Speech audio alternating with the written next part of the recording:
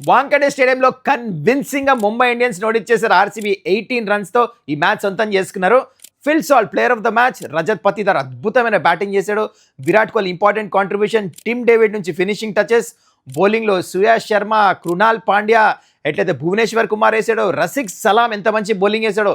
మొత్తానికి ఈ match convincing గా గెలిచారు. కానీ super duper game plans follow అయ్యారు. అదేంటో ఇన్ డీటెయిల్ ఎక్స్ప్లెయిన్ చేస్తాను మీకు. అండ్ ఆల్సో ఇవాళ mouth watering contest Rajasthan Royals versus Sunrisers Hyderabad match జరుగుతుంది హైదరాబాద్లో. వైభవ్ సూర్యవంశీ, జైస్వాల్ ఒక పక్క, ట్రావిషాక్ ఇంకో పక్క. మరి హైదరాబాద్ బౌలింగ్లో ఏమైనా చేంజెస్ చేయొచ్చా ఈ మ్యాచ్ గెలుస్తానికి? హైదరాబాద్ కమ్బ్యాక్ చేయగలరా ఈ మ్యాచ్లో? అన్ని డిస్కస్ చేద్దాం ఈ వీడియోలో.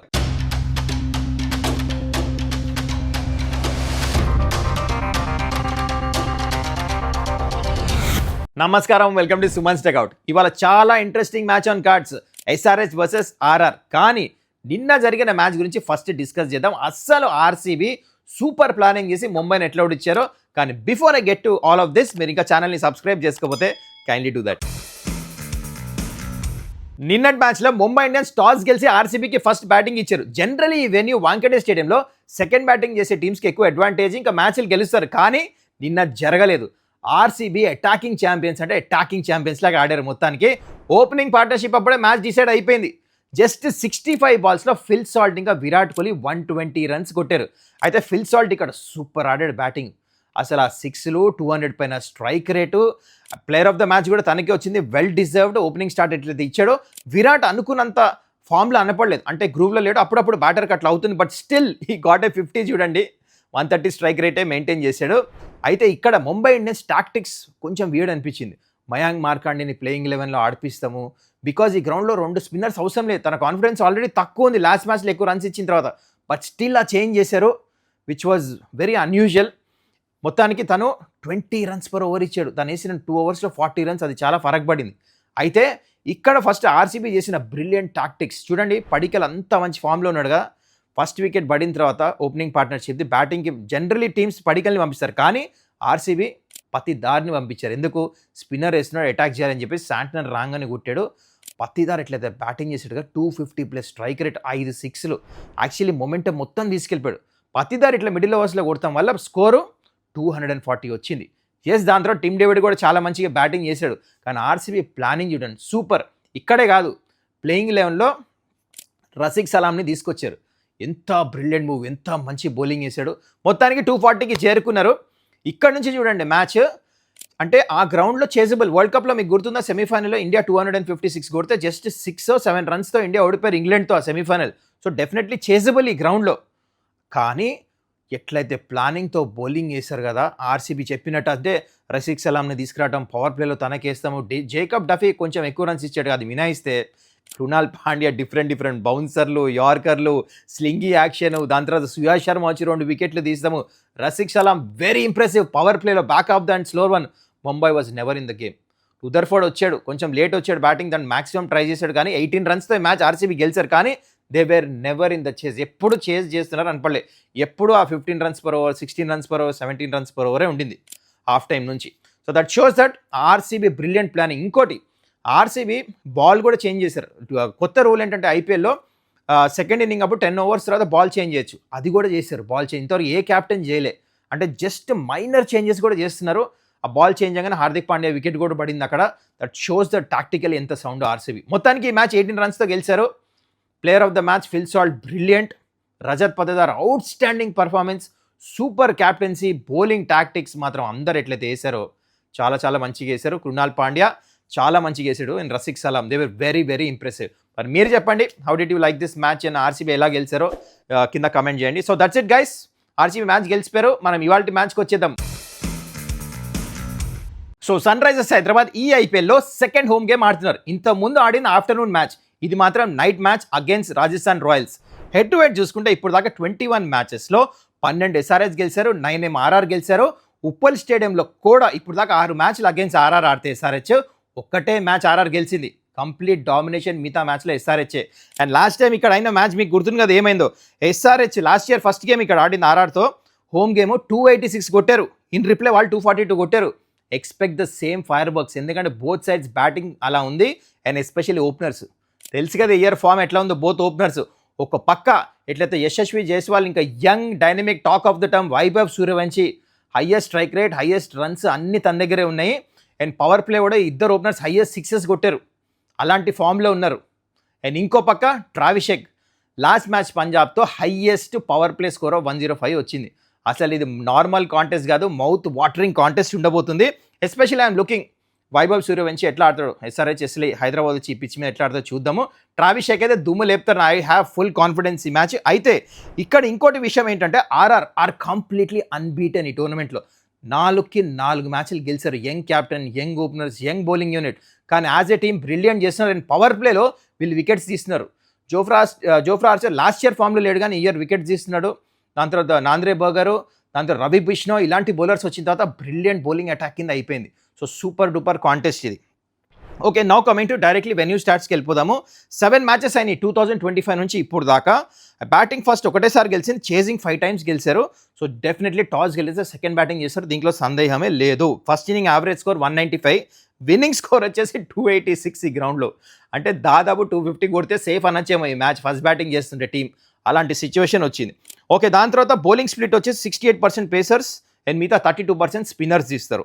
ఇప్పుడు మోర్ ఇంపార్టెంట్ ప్లేయింగ్ 12కి వచ్చేద్దాం, అదే 11+ ఇంపాక్ట్ ప్లేయర్. అయితే ఫస్ట్ మీకు ఆర్ఆర్ ప్లేయింగ్ 11 చూపిస్తున్నా. వాళ్ళు సేమ్ ప్లేయింగ్ 11తో ఆడతారు. వాళ్ళు ఏమి చేయరు, డిఫరెన్స్ ఏమి ఉండదు వాళ్ళకి లాస్ట్ మ్యాచ్కి ఈ మ్యాచ్కి. ఎందుకంటే సెటిల్డ్ బౌలింగ్ అటాక్ ఉంది, ఫాస్ట్ బౌలర్స్ మంచిగా ఉన్నారు.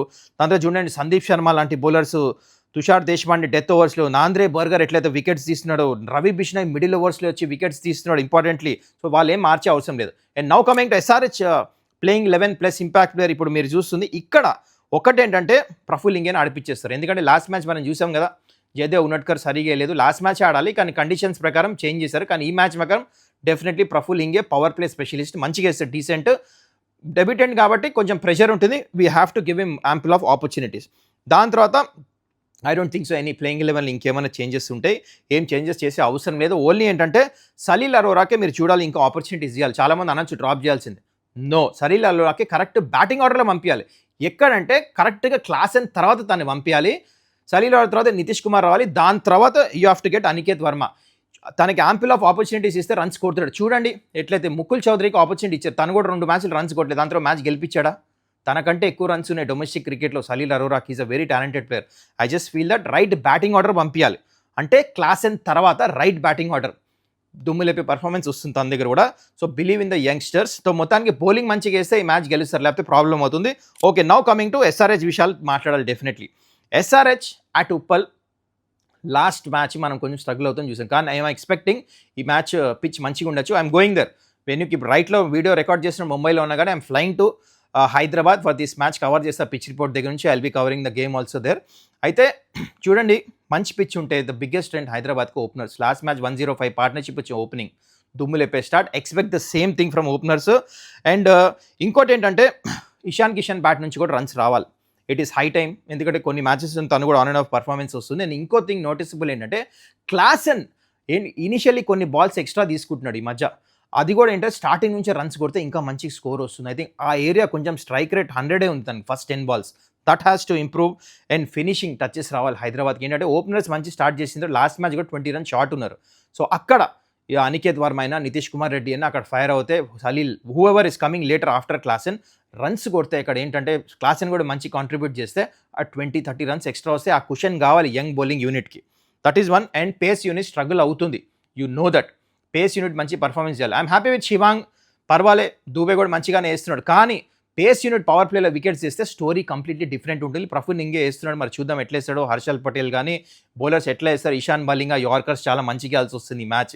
ముందుంది తెలుసు కదా ఎలాంటి openers, very strong Vaibhav Suryavanshi ఎట్లయితే స్టార్ట్ చేస్తాడో మంచిగా ప్లాన్ చేయాలి. మరి స్లోవర్ వన్స్ వేస్తారా, అవుట్ సైడ్ ఆఫ్ స్టంప్ వేస్తారా, స్పిన్నర్ని ముందు శివాంగ్ని తీసుకొచ్చి పవర్ ప్లేలో out of the box thinking ఏమైనా ట్రై చేస్తారా? యూ డోంట్ మైండ్, డిఫరెంట్గా ట్రై చేయొచ్చు. ఎందుకంటే ఆడుండరు శివాన్ ఇంతవరకు లెఫ్ట్ హ్యాండర్స్ ఇద్దరు openers. So they have to think out of the box. మీకేమైనా ప్లాన్ ఉందా? ఇద్దరు ఓపెనర్స్ ఆర్ఆర్ని అవుట్ చేశాను కింద కమెంట్ చేయండి. I want have a look at that. Okay, ఇప్పుడు ఆర్ఆర్ గురించి మాట్లాడాలంటే విధ్వంసకరమైన ఓపెనర్స్, హైయెస్ట్ 6 పవర్ ప్లే వీళ్ళకే ఉన్నాయి. Vaibhav Suryavanshi talk of the town ఎట్లయితే కొడుతున్నాడు కదా, ఈ పిచ్చి మస్తు సూట్ అవుతుంది ఒకవేళ మంచి బ్యాటింగ్ పిచ్చి ఉంటే. అండ్ ఆల్సో అవతల పక్క జైస్వాల్ కూడా చాలా మంచి ఫామ్లో ఉన్నాడు, తను కూడా బ్రిలియంట్ బ్యాటింగ్ చేస్తున్నాడు. అయితే ఫైర్ వర్క్స్ ఉన్నాయి, లైక్ హైయెస్ట్ సిక్సెస్ అంటే పైనుంచి ధైర్యంగా కొట్టేస్తారు షాట్స్, ఇది ఒక అడ్వాంటేజ్ వీళ్ళకి. లెఫ్ట్ హ్యాండర్స్ ఇద్దరు స్పిన్ కూడా చాలా మంచిగా ఆడతారు. అండ్ వైభవ్ సూర్యవంశీ మాత్రం స్ట్రైక్ రేట్ మాత్రం అన్బిలీవబుల్ 267 ఉంది. ఇప్పుడు దాకా 18 సిక్సెస్ కొట్టేస్తున్నాడు, 200 రన్స్ ఉన్నాయి, మ్యాగ్నిఫిసెంట్ బ్యాటింగ్ చేస్తున్నాడు. ఓకే, ఇంకోటి వీళ్ళకి అడ్వాంటేజ్ అంటే బిష్నాయ్ లాస్ట్ ఇయర్ ఐపీఎల్లో సరిగా పర్ఫార్మెన్స్ చేయలేదు, కానీ ఈ ఇయర్ పర్పుల్ క్యాప్ ఉంది, స్టంప్స్ని అటాక్ చేస్తున్నాడు, గూగుల్ మంచి రిథంలో ఉన్నాడు, మిడిల్ ఓవర్స్లో బిగ్గెస్ట్ డిఫరెన్స్ ఆర్ఆర్ తినే వికెట్స్ తీస్తున్నాడు, అందుకని రెస్ట్రిక్ట్ చేస్తున్నారు సైడ్స్ని వీళ్ళు. అండ్ ఇంకో వీళ్ళకి అడ్వాంటేజ్ ఏంటంటే లాస్ట్ ఇయర్ ఫామ్లో లేని ఆర్చర్ ఫామ్లో వచ్చేసాడు, నాంద్రే బర్గర్ చాలా మంచిగా వేస్తున్నాడు. And they got young bowling unit, మిగతా వాళ్ళందరూ ఎట్లయితే బౌలర్స్ ఉన్నారో యార్కర్స్ చాలా మంచిగా వేస్తున్నారు, they doing a very good job. So మంచి బౌలింగ్ యూనిట్, యంగ్ క్యాప్టెన్ మంచి లీడర్షిప్ కూడా మంచి చూపిస్తున్నాడు రియాన్ పరాగ్, అది సంగతి. అయితే ఇప్పుడు players to watch out for వచ్చేసి ట్రావిస్ హెడ్ ఇంకా Abhishek from SRH openers, and అక్కడ నుంచి యశస్వి జైస్వాల్ ఇంకా Vaibhav Suryavanshi. Clear cut both the openers of both the sides ఈ మ్యాచ్ డిసైడ్ చేయబోతున్నారు. పవర్ ప్లేలో ఎవరికి పెద్ద స్టార్ట్ వస్తుందో చూద్దాం, మజా రాబోతుంది. అయితే మ్యాచ్అప్స్ వచ్చేసి Abhishek Sharma versus Jofra Archer, 62 runs, ఒక్కసారి కూడా అవుట్ అవ్వలే, పై చేయి అభిషేక్ శర్మదే.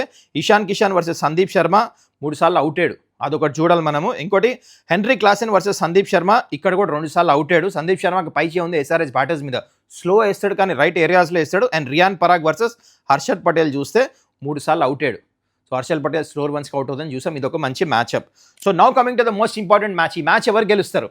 నాకు అనిపిస్తుంది ఆర్ఆర్ 4 మ్యాచ్లు గెలిచారు. ఐపీఎల్ ఎప్పుడు పైన కింద అవుతుంది, ప్యూర్ మనం ఫామ్ చూసే రిజల్ట్స్ గేజ్ చేస్తాం కష్టం, ఐపీఎల్ అలాంటి టోర్నమెంట్ నాకు అందుకొని అనిపిస్తుంది. ఇంత ముందు కూడా ఈ వెన్యూలో చూసిన పాస్ట్ కూడా చూస్తే ఎస్ఆర్హెచ్ పై చే ఉంది, there is a reason, attacking ఆడతారు, పిచ్ కండిషన్ అన్ని చూసి నాకు ఎందుకు అనిపిస్తుంది ఈ match slight edge to Sunrisers Hyderabad. Yes, I'm going with Sunrisers Hyderabad to win this game. మరి మీరేమంటారు కింద కమెంట్ చేయండి. That's it guys, lovely matches అయినాయి నిన్న, ఇంకా ఇవాళ మ్యాచ్ కూడా సూపర్ ఉంది. మరి దీని గురించి మీరేమంటారు కింద కమెంట్ చేయండి. మళ్ళీ మనం నెక్స్ట్ వీడియో కలుద్దాం. Till then take care. I hope this video was informative. మీరు ఇంకా ఛానల్ని సబ్స్క్రైబ్ చేసుకోకపోతే టైమ్లీ డూ దట్. చలో, టేక్ కేర్, బాయ్.